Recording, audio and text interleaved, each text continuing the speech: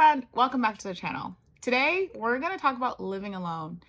And I hope that if you are a young person and you're thinking about living alone, I hope this video helps you and you learn something. I feel like as a young person, especially as a young woman, I think that it's very, very important to live alone.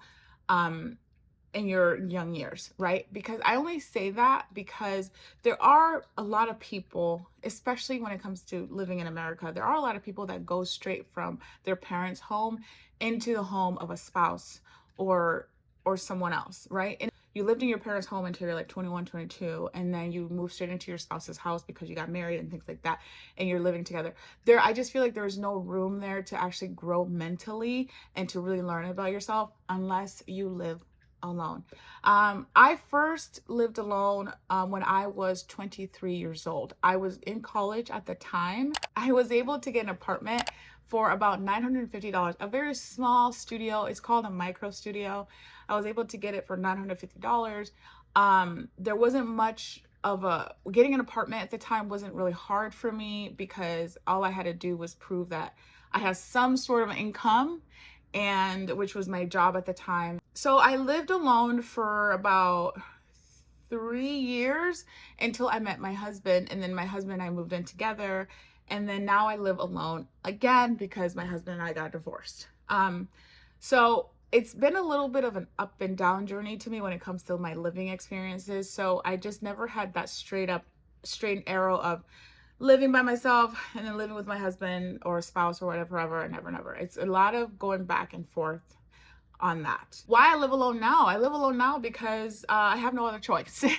It's either live alone or live with roommates, and I'd rather live alone than live with roommates just because roommates have never really worked out for me in the past. No matter how much you try to like compromise with roommates, it just never ever ends well. I choose to live alone too because of my mental health, because I want to be able to have an independence. I want to be able to kind of do whatever I want in my own home, and I really like that. So I think that, like I said before, I think it's important to live by yourself for a little bit, but I don't think that you should do it forever.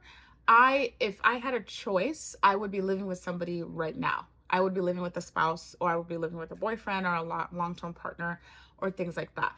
But unfortunately, that's not up to me. I do have to meet somebody before I do that. And I haven't been able to do that yet, but hopefully in the near future, I will be able to move in with somebody. And do I like living by myself? I do for the most part. Like I said, I don't, again, I don't prefer to live by myself right now. The thing about living alone too is like, I recommend living alone for like a little bit, for a couple of years. You don't want to live alone forever because that does kind of make you a little crazy unless you really, really, really think you are happier living alone. I've heard of couples that, are married and some even have children, but they literally live like in separate homes. I've heard of that. Like, if you really, really want to live alone, that's up to you. But for me, I don't think I'm well off living alone. The only reason why I'm living alone is because I have to, because I haven't found a permanent person to actually live with just yet. So I'm going to tell you guys a little bit about the finances of living alone. Right now I live in a studio, full-size studio in downtown LA. I got this apartment back in 2020. And a lot of people like to comment that, especially on the video that went big. A lot of people like to comment on that video and say, well, you have such a nice apartment, you have such a beautiful place, how are you complaining about this and that if you have such a nice pretty apartment? My apartment is nice and I really do like it, but I got this apartment for such a cheap rent at the time that it was kind of crazy. I moved here during COVID, okay? So that's how I was able to afford to live in this apartment. I moved here during COVID, one, and then two, I had a full-time job at the time that I could be able to afford to pay for this place. And that's the thing. So when people make comments like that, it's like they don't really grasp the entire picture of how long I've been living here. I've been living here for 3.5 years at this point. And I happened to just find a really cheap apartment for rent. And the thing is, at the time when COVID was like crazy, everybody was leaving the city, and a lot of apartment managers wanted to have a space for everybody to easily move into places because they wanted to, keep profit up on their apartments. So that's why I was able to get this apartment, a really nice apartment, for myself. Another thing is the outside of my building is actually it's not as modernized and it's not as nice.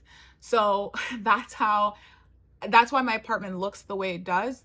It's very modern. It's very like aesthetically, quote unquote, aesthetically pleasing because of the fact that the inside is renovated and the outside is not. So don't let this apartment, the way it looks, fool you, because it does not look like that on the outside. When you're looking for an apartment, what I suggest is look for a place that's rent controlled. Rent control just means that the building was built, I think it's before 1960, I believe. I'm gonna correct that if I can. And the way that works is that apartment managers cannot raise your rent past a certain percentage. So it has to stay at that certain percentage for a couple of years before they raise it again. So because I got lucky and found this place was rent controlled, and I have been paying for 2.5 years. I paid the same rent, which was $12.50, and then now I'm paying $13.50 for my apartment. And I don't think my rent is going to go up this year, but we'll see. Any building that was built after 1960, they cannot raise the rent past a certain percentage. So that's the thing. Another thing about my apartment is that everything is included in the rent. So that means I don't have to pay for water, gas, garbage, or anything like that. Everything is included in the rent. So that's another thing you should look for when it comes to kind of being like living stress-free and when it comes to living by yourself, is look for an apartment that will have everything included. It's so peaceful. I have such a peaceful mind knowing that all I have to do is just pay this one large chunk of rent a month and I'm good to go. I don't have to worry about anything else like gas and stuff like that. The only thing I do have to pay for is internet, because that's up to me. You don't need internet to live in the building, but I mean, you do need it, but like not to that point, obviously. Look for like a, somewhat nice neighborhood. My neighborhood is very like family oriented. I think it's relatively okay for what it is. For what I pay, it's actually fine. It's not the best of the best neighborhood, but it's also not the worst neighborhood either. So I like to find a little bit of a common ground. And then let's go to like how to actually live alone. There are lots and lots and lots of pros to living alone, but there are also some cons too. But when it comes to living alone, what you should probably do is get a pet. If you want to not drive yourself nuts, get a pet. Pets can be very interactive. They can make noise. That's the thing about me when I first moved into my apartment and living alone again. I had to, my apartment was so quiet. It was silent. The silence was driving me insane. How quiet and eerie it is. So I had to get a pet, and I have a cat, and she just makes a lot of noise. She plays with her toys, and she just, she goes crazy in the house, which is amazing. And I'm out of the house. I'm at peace knowing that she is like running around and actually living in the house, and it's not just like quiet and chill, and like very eerie. So that's the thing. Get a pet is always a good one. Make sure when you're living alone, you go outside. You have to always check in yourself to go outside. Some people get really, really lost in staying inside for like days at a time, and that can literally make you crazy. Grab some Sunny D outside, take a walk, run some errands, and really, really get some fresh air, because you don't want to be lost in that space of just living in your house all day, every day, because that will literally make you crazy. Be sure to invite people over. I live in a studio, so unfortunately I can't invite people over too much. I used to be able to do it, but the way my apartment is set up right now, I can't really host much. But when I can have people over, I try. But yeah, so if you have a bigger place, have people over, have people hang out with you, have movie nights, have game nights. It's okay to host. It's okay to have people over in your house, right? Some people are like, oh, it's my space. I don't want anybody near my space. You will feel so good when you have friends over, when you have family over. You will feel so good. Even if it's only for a couple of hours, you will feel so good doing it. If you can, like, have family, live near family if you can. I don't live near family. I moved out of my family's home when I was 19 years old, so I don't have family near me. But if you can, have family near you so that you can see them every once in a while and still have your peace. Cook at home a lot. I have a tendency to eat out once a week, but I do try to cook as much as I can at home. What I used to do is I would buy a bunch of groceries and just like cook them when I can. And then by the end of like 2 weeks, 3 weeks, the groceries are all like, expired, and I have to toss a bunch of stuff, and all my vegetables are brown and all this stuff. So what I've learned to do recently when it comes to cooking is I pick out 2 recipes. I buy the things for those recipes. I make those recipes, and then I'm done for the week and I don't have to buy anything. I make sure to only buy the things I need for that week and not do this huge grocery haul and have a bunch of stuff in the fridge that's gonna go bad in a couple of weeks. So clean as often as you can. Every now and then I like to just take my vacuum and just vacuum around my house, because I have a pet, and there's cat hair everywhere, and I have to like wipe down I do have to clean my floors every once in a while, maybe once a week. I do it once a week. Clean your bathroom as much as you can, often as you can. You don't have to have this like regimented schedule when it comes to cleaning, but try to clean as much as you can. That will give you a little bit of peace. The next thing is get into a hobby. You want to get into a hobby outside of your house, of course, just to interact with people, meet people, talk, have FaceTime with people, so you don't feel so isolated and alone. But the thing is, you should try to do is have a hobby inside your house, right?